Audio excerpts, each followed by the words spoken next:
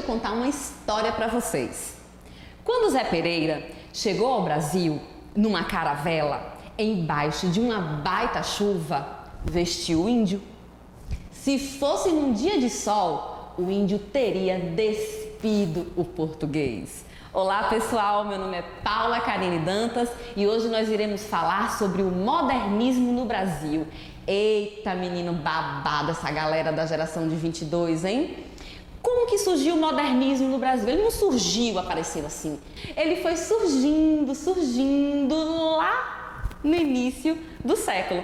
Com as vanguardas, a gente observou que as vanguardas, nas aulas passadas, nós observamos que as vanguardas europeias, elas vêm com esse caráter do novo, né? De uma ruptura com a academia. E a gente continua com esse pensamento e vamos observar que durante essa primeira metade do século XX aqui no Brasil, os artistas, os autores, eles trazem as estéticas da vanguarda dentro das suas obras, tanto das artes visuais quanto da literatura. Vou mostrar para vocês agora alguns elementos que fizeram parte de um contexto histórico para a gente compreender melhor, né, esse modernismo aqui no Brasil, como se deu, como se desenrolou até chegar na Semana Moderna de 22. Olha só, aqui por exemplo, nós observamos que 2/3 da população economicamente ativa no Brasil era agropecuária, né? As pessoas viviam do campo, né? Outra questão, bombando de imigrante aqui no Brasil. Então a gente tem um crescimento populacional devido tanto à industrialização quanto às correntes migratórias de japoneses, os italianos e outros grupos de pessoas que vieram aqui para o Brasil. Por que o país do futuro? Vocês se lembram que quando nós falamos das vanguardas europeias, esse início do século, né? A gente está vivendo a Belle Époque, né?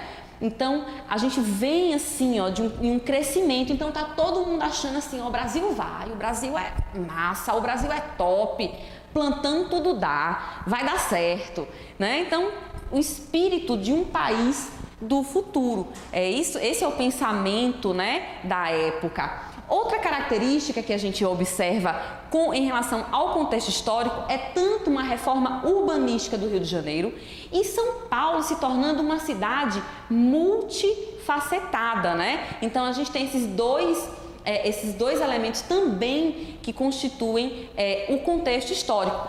Uma cidade multifacetada e uma elite cafeeira, né? Que a elite cafeeira, as oligarquias que jogavam, né? Investiam e eles investiram na Semana da Arte Moderna, né? Então, olha só, algumas características em relação ao contexto histórico. E aqui há dois antecedentes importantíssimos da Semana de Arte Moderna. O primeiro antecedente, né, a gente tem a exposição de Lázaro Segal, né, um pintor lituano. Ele faz exposição em 1913, né, e olha só que beleza essa tela dele. Imagina, pessoal, a gente está acostumado com as imagens, né, essa questão imagética não realista, mas as pessoas daquela época não. Então, o estranhamento já chegou. E aí depois, em 1917, a Anita Malfatti faz uma exposição. E aí, sabe o que acontece no dia? Eu coloquei até aqui na frente, paranoia ou mistificação, a propósito da exposição de Anita Malfatti. Gente, a bichinha foi cozida por Monteiro Lobato, o cara acabou com ela. Só faltou chamar de louca. Vejam aqui, nós temos no livro uma parte do trecho, né, do Paranoia ou Mistificação, que foi... Nós temos um trecho da Paranoia ou Mistificação que foi publicado no jornal Estado de São Paulo. Olha só, há duas espécies de artistas, uma composta dos que veem normalmente as coisas e, em consequência disso, fazem arte pura, guardando os eternos ritmos da vida e adotados para a concretização das emoções estéticas. os processos clássicos dos grandes mestres e tal, tal, tal. A outra espécie, no caso Anitta, né, é formada pelos que veem anormalmente a natureza, interpretam-na à luz de teorias efêmeras. Monteiro Lobato acabou com ela. Tanto é que para ela expor as obras dela lá na exposição em 22, a galera teve que ralar muito, viu, para convencê-la, porque o baque foi demais, gente. Imagine publicar algo desse nível, né, desse tipo, em relação ao trabalho, um trabalho, uma produção. É muito complicado, então a pessoa fica baixa astral mesmo, mas não pode não. Guerreiro, levanta a cabeça, guerreiro. Foi isso que a Anitta fez, né, em 1922, quando ela expôs 53 obras. Olha aqui, né? Vamos falar sobre a Semana de Arte Moderna. Olha só esse trecho bem futurista, né, com características do futurismo. Malditos para sempre os mestres do passado, que a simples recordação de vós escraviza os espíritos no amor incondicional pela forma, que um olhar passeando por acaso nos vossos livros segue à procura de um verso de ouro. E por que isso, professora? Por que acaso nos vossos livros segue à procura de versos de ouro? Porque se vocês se lembrarem, no final do século XIX, os parnasianos, eles faziam poemas com formas perfeitas, a métrica, versos de ouro, né, as rimas ricas. Então, malditos para sempre os mestres do passado.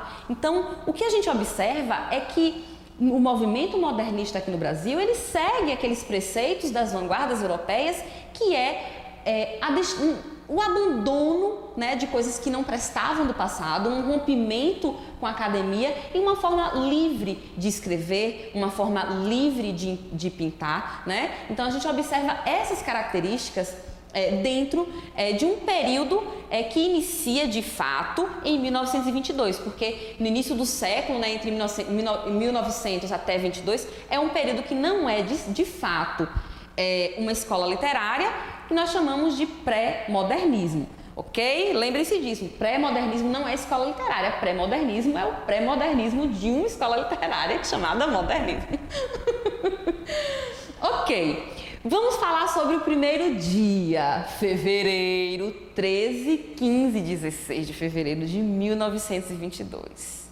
Então, essa parte anterior que eu li, né, malditos, foi um chamado que eles fizeram nos jornais da época, né? Então a galera, doidinha para ver essa exposição. Massa! Primeiro dia, olha só. A Anitta, ela foi guerreira, não abaixou a cabeça para Monteiro Lobato e houve a exposição de 53 obras. Eu carinhosamente coloquei aqui, o Homem Amarelo, da Anitta Malfatti. Graça Aranha era, assim, um escritor já reconhecido, né? Então, ele era tipo a Gisele Bündchen dos escritores, né? Tinha moral para chegar. Então, ele faz um discurso e foi vaiado pra caramba. Foi vaiado, humilhado, ridicularizado. Villa-Lobos, tadinho. Villa-Lobos foram gritos de reprovação. A galera odiou o que ele tocou. E ainda houve uma sátira, né, do pianista Eric, a Marcha Fúnebre de Chopin, né? E aí a galera vaiou, repudiou, tripudiou na cara dele. Primeiro dia. Só isso. E no segundo dia, o que aconteceu? Vamos lá. Guiomar Novaes escreveu, né, uma nota de repúdio àquela música que foi tocada, enfim. Aí ela vai lá toda bonitona, toca a historinha e aí ela foi aplaudida, né? Tocou o que a galera já estava acostumada a escutar, foi aplaudida. Só que o Menotti, coitado, tremendo ali, falando e declamando os poemas, foi surpreendido por relinchos e miados. Imagina lá você no meio de uma apresentação, de uma aula de literatura, seminário da professora Paula, você lá lendo uma historinha, um poema massa, E aí a galera começa a relinchar, começa a vaiar, começa a miar. Puxa, tem que ter fibra para aguentar isso, né? Outra, né? Ronald Carvalho, ele declamou, né, o poema Os Sapos de Manuel Bandeira. Esse poema, galera, é babado, porque esse poema tira a maior onda com os escritores parnasianos. Olha só esse poema aqui. Enfunando os papos, saem da penumbra aos pulos, os sapos, a luz os deslumbra. Em ronco que a terra, berra o sapo boi, meu pai foi à guerra, não foi, foi, não foi. Olha como isso parece um sapo, né? O sapo tanoeiro, parnasiano aguado, aguado. O cara, além de ser parnasiano, ele é parnasiano aguado, ele é um... Diz, meu cancioneiro é bem martelado, né? O poema é bem feito, a métrica bem... rimas ricas, tudo ali de acordo.